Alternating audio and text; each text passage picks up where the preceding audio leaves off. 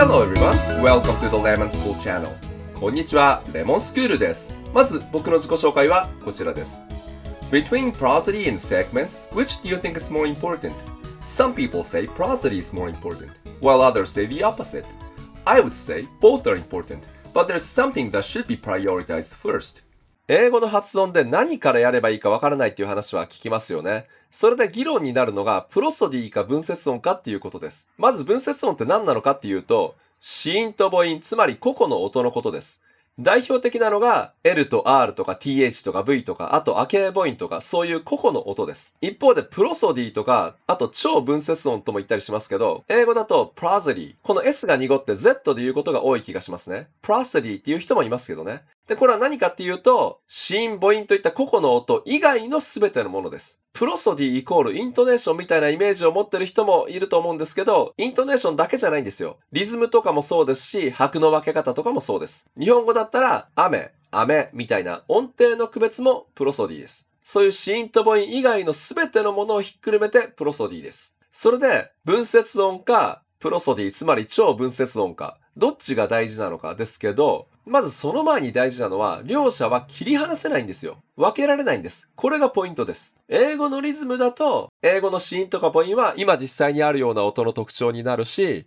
日本語のリズムだと、日本語の子音母音はこういう特徴の音になるんですよ。だから、日本語の子音と母音を使って英語のリズムっていうのは不可能だし、逆に英語の子音と母音を使って日本語のリズムっていうのも不可能なんです。音程も関わってきますけど、特にわかりやすいのはリズムですね。一番わかりやすいのは、日本語の母音は、あ、い、う、え、おって超短いですよね。一方で英語の母音は、a, e, i って長いですよね。まず母音の長さが違うんだから、同じリズムは、普通に考えて絶対不可能なんですよ。四分音符で曲を作る場合と八分音符で曲を作る場合、リズムが同じになるわけはないですよね。そういうことです。他にも色々あるんですけど、一番わかりやすいのは母音の長さとリズムの関係かなと思います。だから分節音とプロソディは切り離せない。これを前提として話を進めます。その上で何から始めたらいいかというと、私の学習者としての経験から言うと、まずコミュニケーションを取るために何が大事かというと、単語を通じさせることですよね。単語が通じないとどうにもならないです。感情とかそういうのはやっぱりその次のレベルだと思うんですよね。あと単語を聞き取ることも大事ですよね。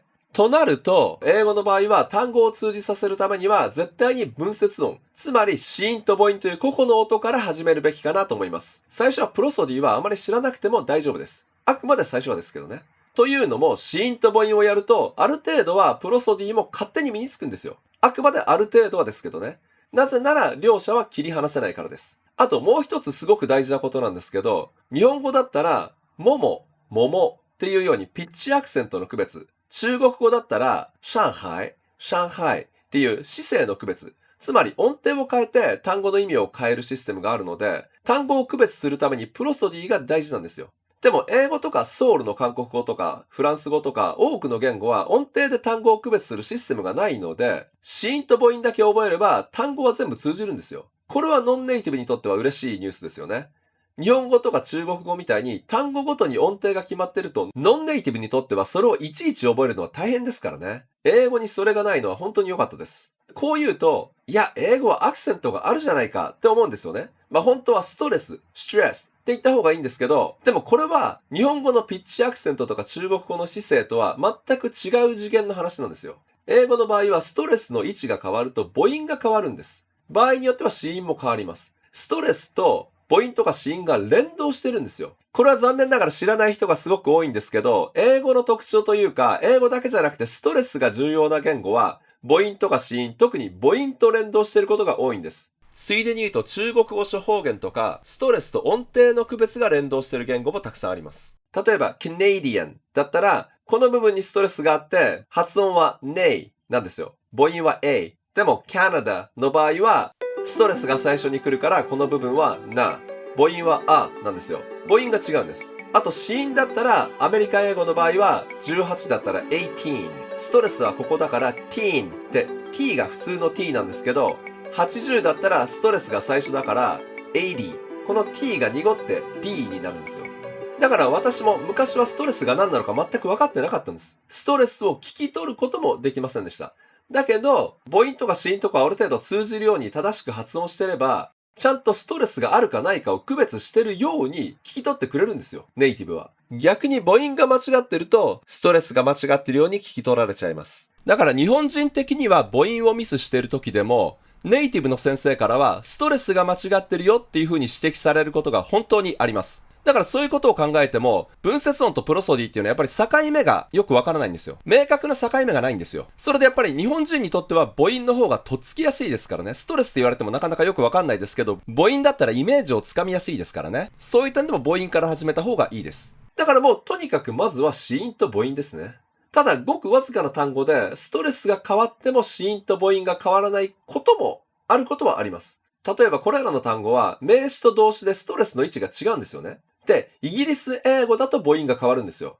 日本の辞書だとよくこういう風に書いてありますけど、これはただ長いか短いかの違いじゃなくて、違う母音音素なんですよ。だから発音記号は紛らわしいですよね。でもアメリカ英語だと名詞と動詞でストレスの位置が違うんですけど、母音と子音は変わらないんですよ。だけど、例えば、I need a study permit とか、ちょっとあんまり良くない単語で申し訳ないですけど、He's a pervert とか、これらは漢詞のあがついてますよね。だったらもう文法的には絶対名詞じゃないですか。これで動詞っていうことはありえないですよね。だからストレスなんてなんだか分かってなくても文法から名詞か動詞か分かるので正直通じるか通じないかにはまず影響ないです。ちなみにこの学生ビザって何なのかっていうと外国に、例えばカナダとか中国に滞在するときに、ただ飛行機のチケットを買って外国に行って、で、そこにずっと居座るってことはできないんですよ。留学で外国にいるんだったら、ちゃんとその学校に在籍してますよっていう証明書を学校からもらって、で、それを国に提出して、で、その国に滞在する許可証をもらわないといけないんです。学生ビザっていうのはその留学でその国に滞在していいですよっていう許可証です。それはさておき、日本語だったら、柿を食べたい、牡蠣を食べたいっ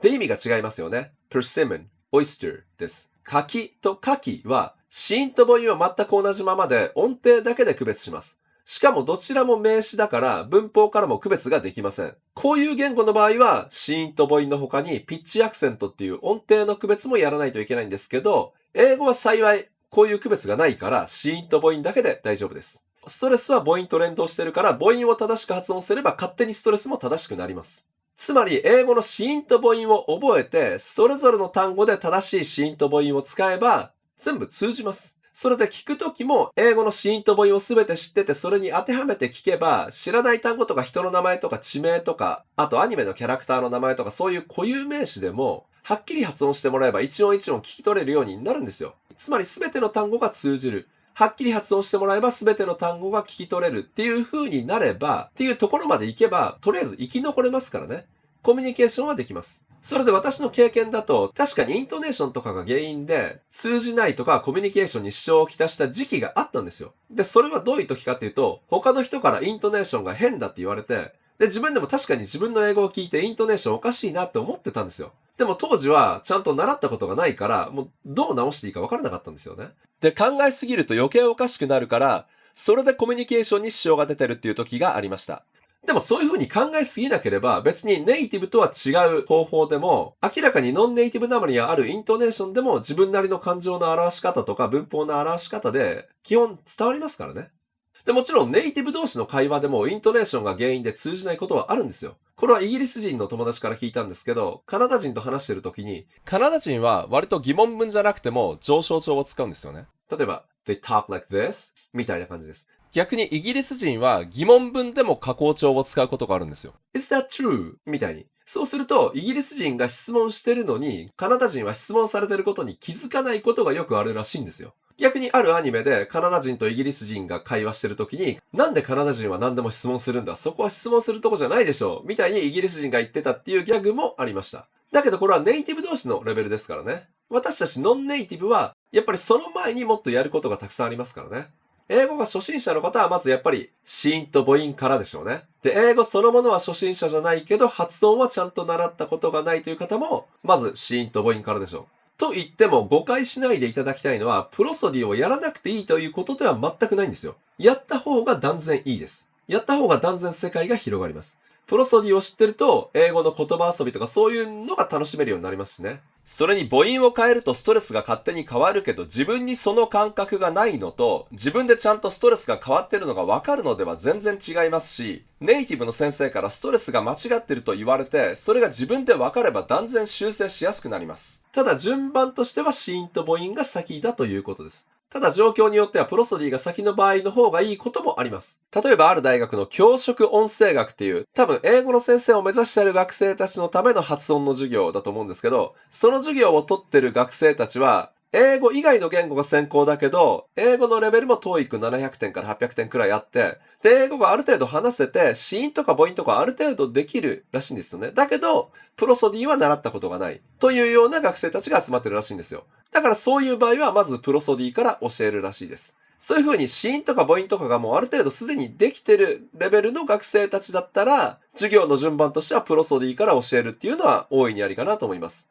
やっぱり今まで習ったことないことを習った方が面白いですからね。ただ私が神奈川大学っていうところの外国語学部で英語音声学の授業を教えてた時は、やっぱり1年2年留学経験があったりとか、バイトとかで外国人と接している学生とか、英語が上手い学生たちもいたんですけど、当時の僕の上司が、まずは子音とか母音をしっかり教えた方が通じるっていう方針だったんですよね。まあ実際それで教えてみてそれが良かったなとも思うので、だから実際はどういう順番で教えるかっていうのは場合によりけりみたいな部分は多々あります。それで最後に、子音と母音の次のレベルに進むときに、プロソディの中で一番最初にやるべきことは何かというと、もう絶対にシラブル、つまり英語の拍ですね。シラブル単位で発音する練習です。これは他の動画でも話したので、そちらもよかったら見ていただきたいんですけど、シラブルで区切ることが自然にできないと、英語の特徴でよく言われるストレスタイムドっていうリズムとか、イントネーションのドリルをいくらやっても、なんか全然身についてる気がしないんですよね。で、これは逆説みたいなんですけど、シラブルで区切ることができないと、つなげることもできないんですよ。逆に区切ることができればつなげることもできるんです。だからプロソディを集中してやるときは、まずやるべきことはシラブルっていう英語の拍です。これの練習です。ただそこまでプロソディをがっつりやりたくないという人は、最低限のイントネーションのパターン3つを覚えてください。まず話が終わるときは基本最後を下げる。That's the end of the story. 最後を下げる。Yes, No で答えられる質問をするときは最後を上げる。